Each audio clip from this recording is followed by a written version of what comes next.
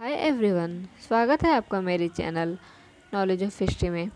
तो अगर आप चैनल पे नए हैं तो चैनल को सब्सक्राइब कर ले और बेल आइकन को भी दबा ले, जिससे मेरी आने वाली सभी वीडियो आपको सबसे पहले मिले। तो आज हम पढ़ेंगे खिलजी वंश के बारे में, और इसके पहले हम लोगों ने दो क्लास पढ़ी थी गुलाम वंश के बारे में पूरी डिटेल में। ठीक है, अगर आप वो नहीं देखें तो जाके देख लियो। और आज हम पढ़ते हैं। और हाँ, अगर वीडियो अच्छी लगी हो तो प्लीज़ लाइक और शेयर कर दें। ठीक, तो स्टार्ट करते हैं। जलालुद्दीन खिलजी ने 1290 ईस्वी में खिलजी वंश की स्थापना की। ठीक है, कब की थी? 1290 ईस्वी में खिलजी वंश की स्थापना की थी। इसने अपना राज्याभिषेक 1290 ईस्वी में कैकुबाद द्वारा बनाए गए अपूर्ण किलोखरी, जिसको किलूगढ़ी भी कहते थे, के महल में करवाया था। ठीक, डॉक्टर A.L. श्रीवास्तव के अनुसार जलालुद्दीन खिलजी दिल्ली का प्रथम तुर्की सुल्तान था। ठीक है, जिसने उदार निरंकुशवाद के आदर्श को अपने सामने रखा।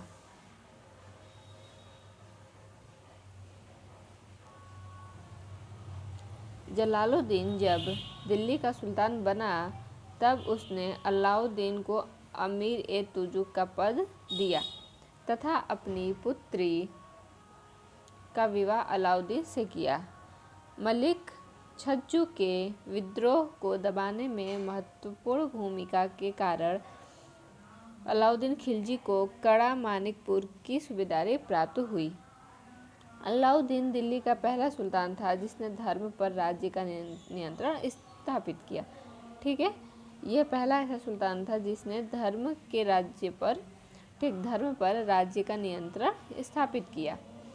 उसने अपने आप को यामीन उल खिलाफत नासिरी अमीर उल मुमनीन बताया। वह उलेमा वर्ग के प्रभाव से मुक्त रहा। अलाउद्दीन खिलजी एक महत्वाकांक्षी सुल्तान था।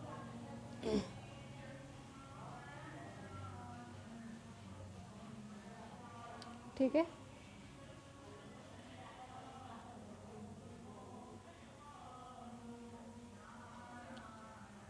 उसने सिकंदर द्वितीय सानी की उपाधि धारण की और उसे अपने सिक्कों पर अंकित करवाया। अलाउद्दीन का प्रसिद्ध सेनापति जफर खान मंगोलों के विरुद्ध लड़ता हुआ मारा गया, जो अपने समय का श्रेष्ठ और साहसी सेनापति था। पद्मिनी राणा रतन सिंह की पत्नी थी। ठीक, अलाउद्दीन खिलजी के मेवाड़ की राजधानी चित्तौड़ पर आक्रमण के दौरान राणा रतन सिंह की मृत्यु हो जाने के कारण रानी पद्मिनी ने जौहर कर लिया था। ठीक है, अक्सर ये देखा जाता था, जो क्षत्रिय रहते थे उनकी जो वाइफ होती थी वो क्या कर लेती थी? जौहर, मतलब जान दे देती थी। ठीक है, पद्मिनी की कहानी का आधार 1540 ईस्वी में मलिक मोहम्मद जायसी द्वारा लिखित काव्य पुस्तक पद्मावत में है। ठीक है, ये 1540 ईस्वी में जो पद्मावत लिखी गई थी उसमें मलिक मोहम्मद जायसी द्वारा जो लिखी गई है उसमें पद्मिनी के बारे में है। ठीक है,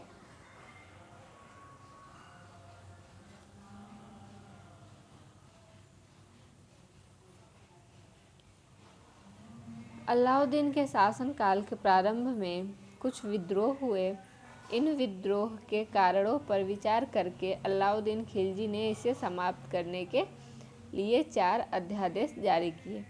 पहले अध्यादेश के द्वारा उपहार, पेंशन, दान में प्राप्त भूमि और आदि व्यक्तियों से वापस ले ली गई। ठीक है, अध्यादेश जो 4 अध्यादेश जारी किए थे उसमें पहले अध्यादेश में क्या था कि जो उपहार मिला, पेंशन या दान में जो प्राप्त भूमि मिलती है, ठीक, वो व्यक्तियों से वापस ले ली गई। ठीक है,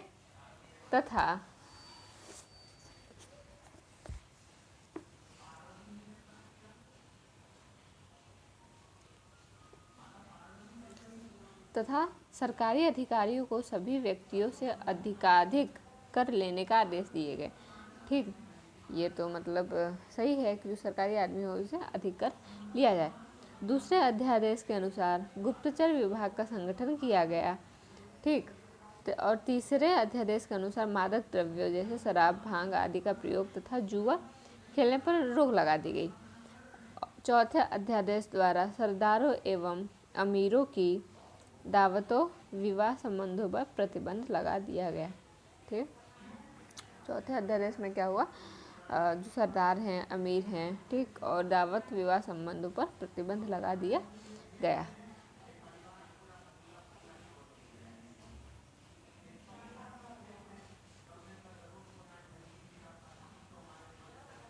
अलाउद्दीन के आक्रमण के समय देवगिरी का शासक रामचंद्र देव था। 1296 ईस्वी में देवगिरी के शासक रामचंद्र देव ने अलाउद्दीन के सफल आक्रमण से बाध्य होकर उसे प्रतिवर्ष एलिचपुर की आय भेजने का वायदा किया था, परंतु 1305 ईस्वी अथवा 1306 ईस्वी में उसने उस कर को दिल्ली नहीं भेजा, जिस कारण 1307 ईस्वी में अलाउद्दीन ने मलिक काफूर के नेतृत्व में एक सेना देवगिरी पर आक्रमण करने के लिए भेजी। राजा रामचंद्र देव युद्ध में पराजित हुए और उसने आत्मसमर्पण कर दिया। अलाउद्दीन ने रामचंद्र देव के प्रति सम्मानपूर्ण व्यवहार किया तथा उसे राय रायन की उपाधि दी। ठीक है।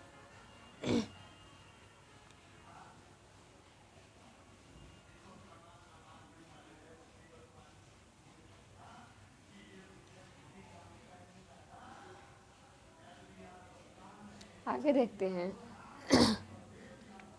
6 माह पश्चात, ठीक, माह में इस महीना, उसे 1 लाख सोने का टंका और 9 सारी का जिला देकर उसके राज्य वापस भेज दिया।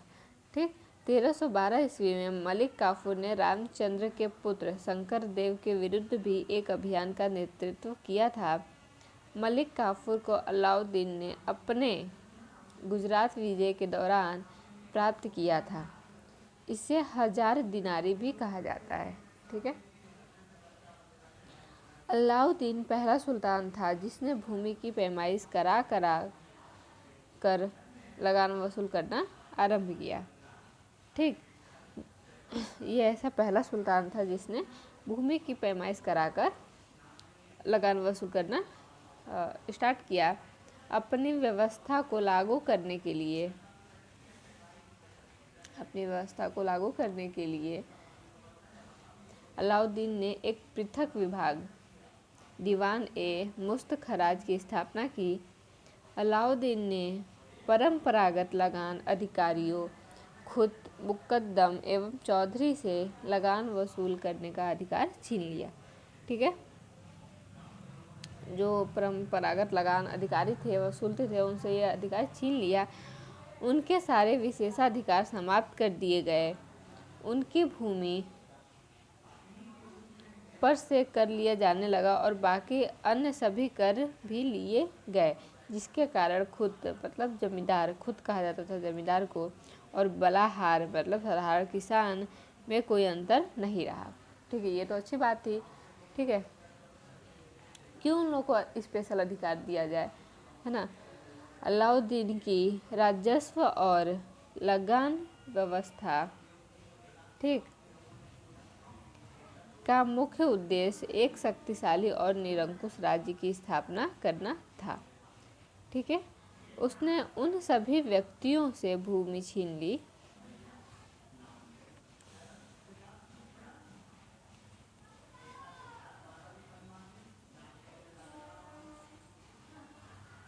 जिन्हें वह मिल्क मतलब राज्य द्वारा प्रदत्त संपत्ति, इनाम, इंदरात, पेंशन तथा वक्फ मतलब धर्मार्थ प्राप्त हुई भूमि आदि के रूप में मिली थी। ठीक है। ये सब सारा उन लोगों से छीन लिया। फलतः खालिसा भूमि अधिक पैमाने पर विकसित हुई। ठीक है। अलाउद्दीन खिलजी ने उपज का 50% भूमि कर खराज के रूप में निश्चित किया। अलाउद्दीन खिलजी भारत का प्रथम मुस्लिम शासक था जिसने भूमि के वास्तविक आय पर राजस्व सुनिश्चित किया था। ठीक है।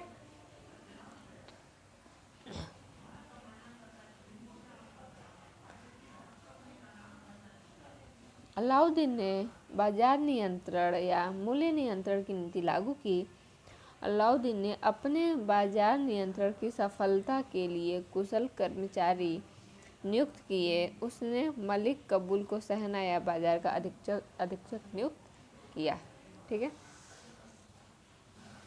अगर वीडियो अच्छी लगे तो सब्सक्राइब कर ले और लाइक भी कर दे और शेयर भी कर दे। ठीक है। तो आगे देखते हैं।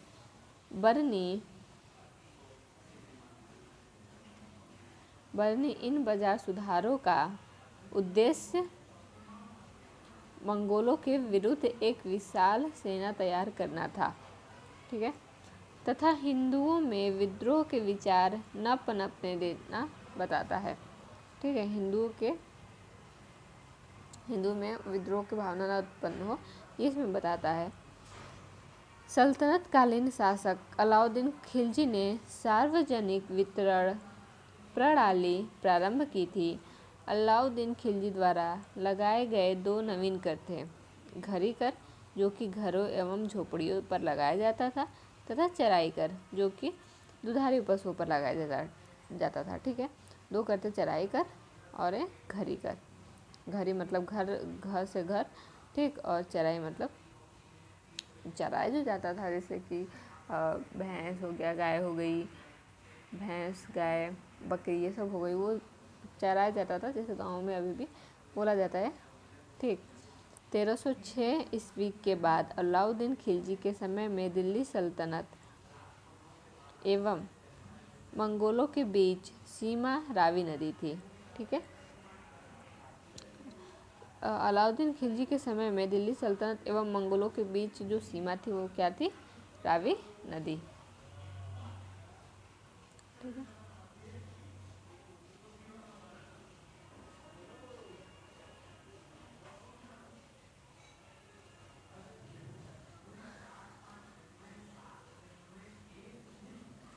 सुल्तान गयासुद्दीन तुगलक के समय में सिर मुगल के नेतृत्व में 1325 ईस्वी मंगोल सेना ने सिंधु को अवश्य पार किया था, लेकिन समाना के सूबेदार मलिक सादी ने उन्हें हरा दिया था।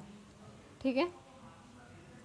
मुबारक खिलजी ने स्वयं को खलीफा घोषित किया तथा उल इमाम खिलाफत उल लह आदि उपाधियां धारण की, जिनके वह सर्वथा अयोग्य था। ठीक है। ये मुबारक खिलजी ने स्वयं को खलीफा घोषित किया, जो कि इतनी सारी उपाधियां खुद को दी, जबकि वो अयोग्य था, ये सब छूट नहीं करता था उस पर। नसीरुद्दीन खुसर व शाह 15 अप्रैल 7 सितंबर। ठीक है। 15 अप्रैल से 7 सितंबर 1320 में हिंदू से परिवर्तित मुसलमान था। ठीक है। वो क्या था? हिंदू से परिवर्तित होकर मुसलमान बन गया था। ठीक। इसने अपने नाम का खुतबा पढ़वाया तथा पैगंबर का सेनापति की उपाधि ग्रहण की। ठीक। अपने नाम का खुतबा भी पढ़वाया था और पैगंबर का सेनापति की उपाधि भी इसने ग्रहण की थी। इसके विरोधियों ने इसे इस्लाम का शत्रु और इस्लाम खतरे में है का नारा दिया। ठीक। क्योंकि हिंदू से मुस्लिम बना था, इसलिए इसको क्या कहते थे? इसके विरोधी जो